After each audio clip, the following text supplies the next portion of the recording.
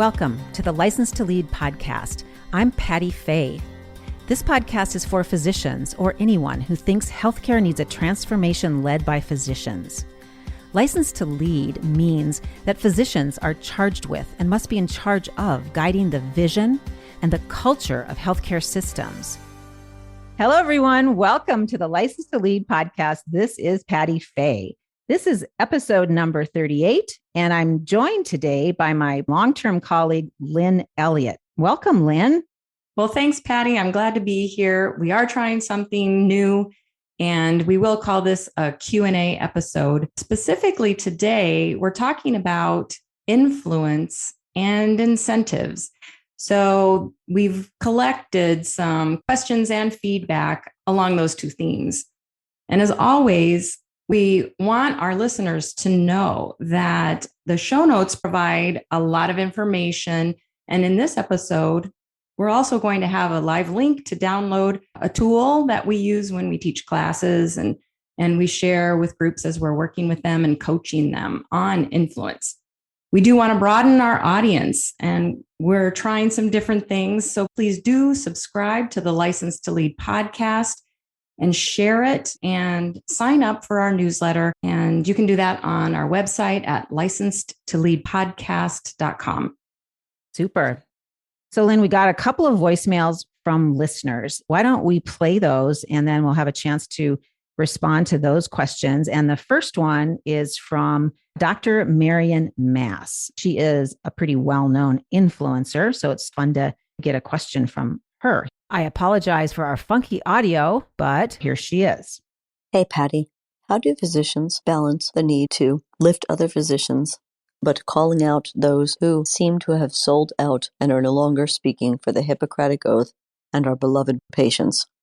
I certainly understand Dr. Mass's sentiment here about how do you respond to other physicians who are making comments or saying things that we don't agree with. I've had to navigate that quite a bit in various podcast episodes. And it's tricky because often these are high-profile physicians who are saying and doing things that seem to be harming the cause, whether it's harming the cause of physician leadership or taking an approach to burnout that seems to be more self-serving and not helping the cause of physician burnout. It's clear that Marian's intention is to speak up and let it be known that she disagrees, and maybe even more to the point, disagreeing with somebody clearly and not trying to gut them, not trying to undermine their reputation, but to keep it at the level of disagreeing with their approach. It's important to let it be known that you've got a different perspective and why you've got a different perspective.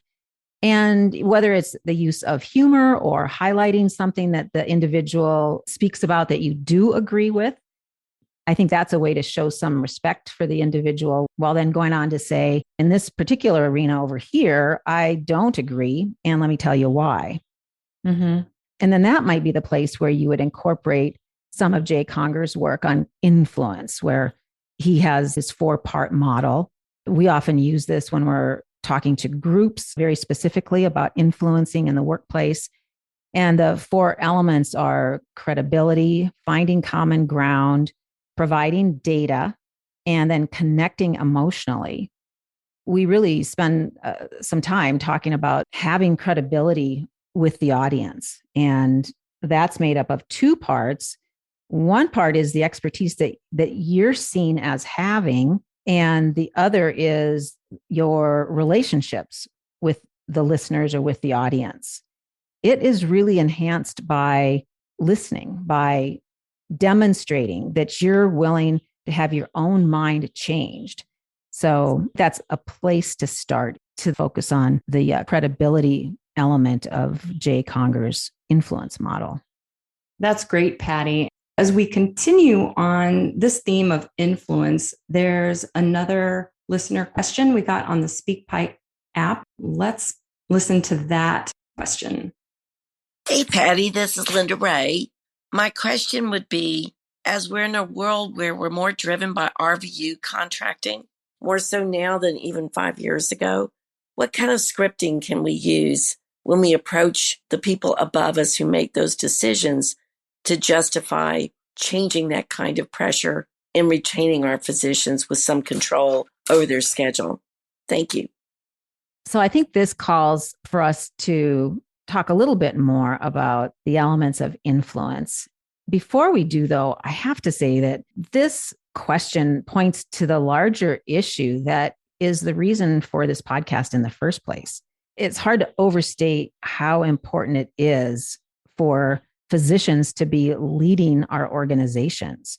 And it's just this sort of thing to recognize that physicians are in this position of traipsing around with our hand out, imploring administrators above us to change some of the approaches or some of the operational issues that do not serve physicians and that undermine the obligations that physicians have to patients and undermine the autonomy that physicians have to practice in a way that is ethical and that prioritizes patients. So what Dr. Ray is talking about is having pressure to meet financial goals. I don't want to skip past this without pointing to this issue that is larger than attempting to have influence with somebody who's above us. So back to the way that Dr. Ray stated her question, she's looking for what kind of scripting can we use when we approach the people above us who make decisions that are harmful. So I think it takes us right back to the Jay Conger model. We talked about establishing credibility. So that's demonstrating our expertise, building relationships. And then there are 3 other elements there. I will zero in on the data piece, mainly because that's the one that I'll usually encourage people to use a light touch when it comes to using data and bringing that compelling evidence into a conversation, because our audiences are almost always physicians and physician leaders. And our propensity to lean on the data, bring the data, expect the data to speak for itself means that generally we over rely on data. And I think it's especially important for physicians to lean on the other influence elements.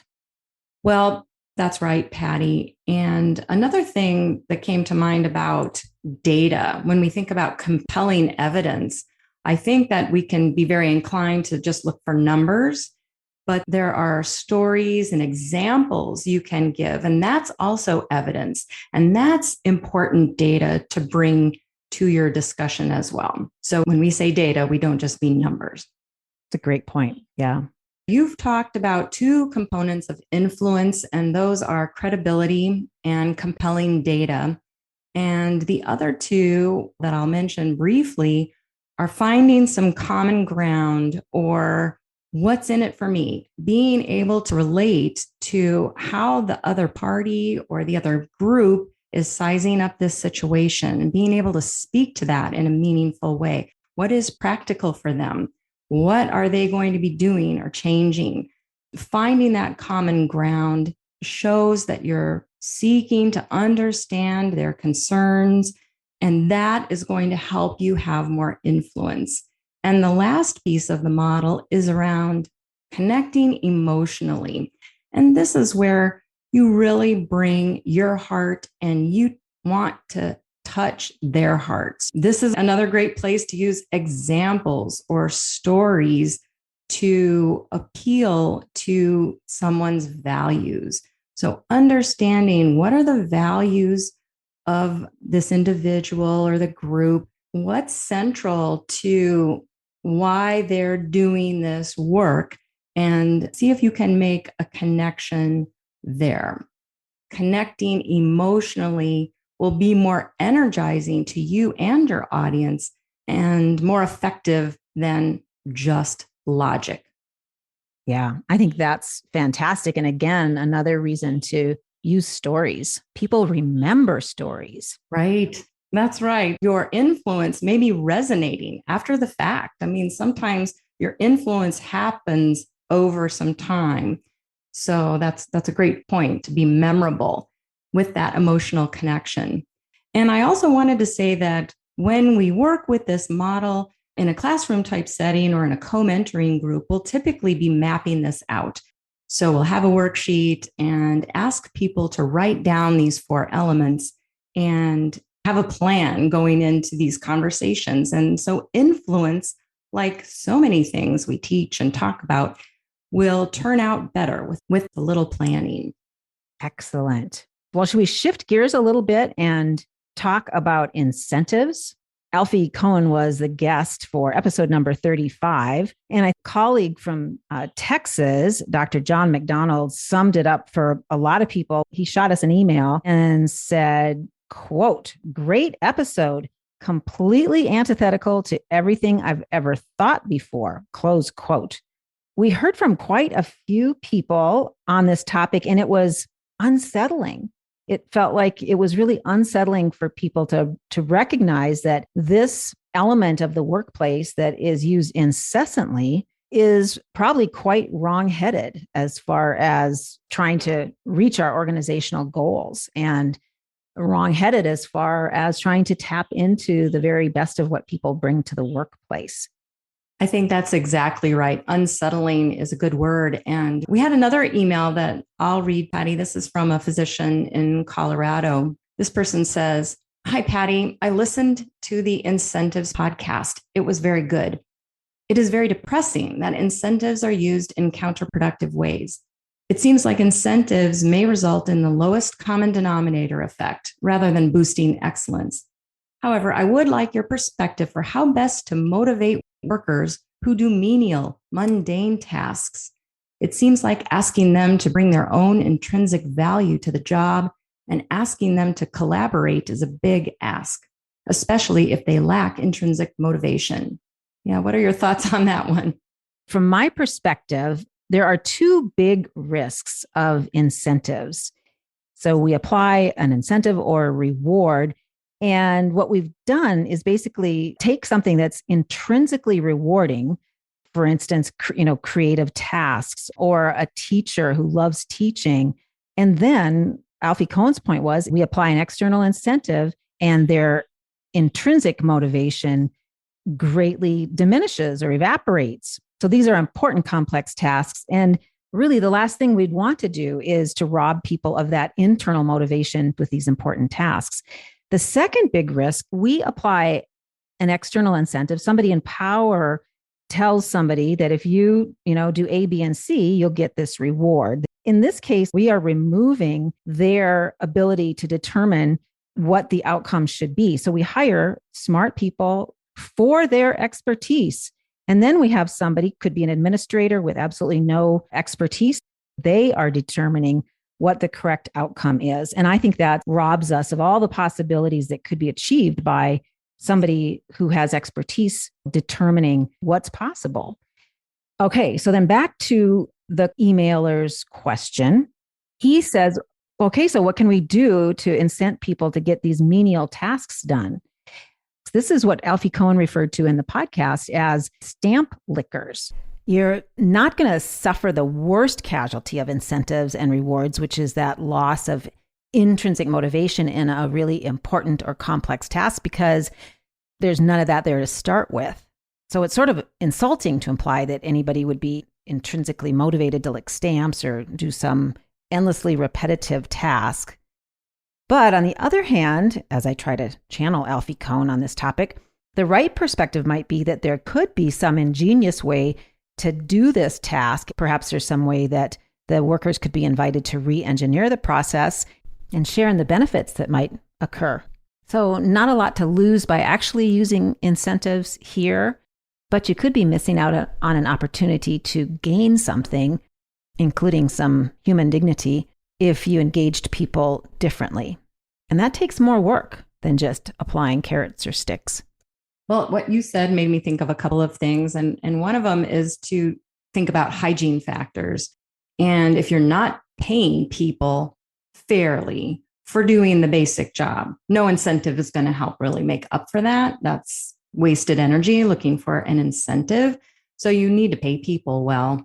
Yes, I love that you mentioned the hygiene factors. And that is from Frederick Hertzberg, who wrote One More Time, How Do We Motivate Employees? And he's got just this array of kind of basic needs and wants in the workplace that, like you said, they have to be satisfied to have any sort of motivation at all, including just basic salary and being treated respectfully. Right. you can still show your appreciation to people, being grateful, showing appreciation.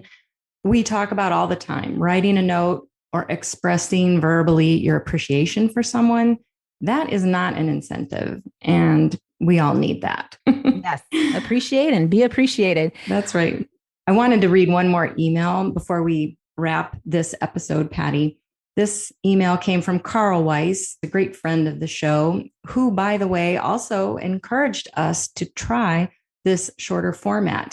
And he says, wow, such amazing stuff. I am so glad you are doing this. I love your podcast. Every time my perspective of how things work or why we do what we do, it shifts. And again, Carl was talking about this episode with Alfie Kohn, number 35. Thank you, Carl. Nothing better than hearing that we cough up a new perspective for people. Right. Okay, Patty. Well, that will wrap up this episode 38. A reminder that listeners can download our handout on influence using a link in our show notes. Thanks for having me on today. Yes, thanks for clambering on board today, Lynn. And thanks to everyone listening for all of your care and caring. Thanks for listening to the License to Lead podcast. Be sure to visit licensed2leadpodcast.com to join the conversation, access the show notes, and sign up for our newsletter. Leave us a message with your provocative question or your thoughtful comments. You might inspire a future episode of the License to Lead podcast. Thanks so much, everyone.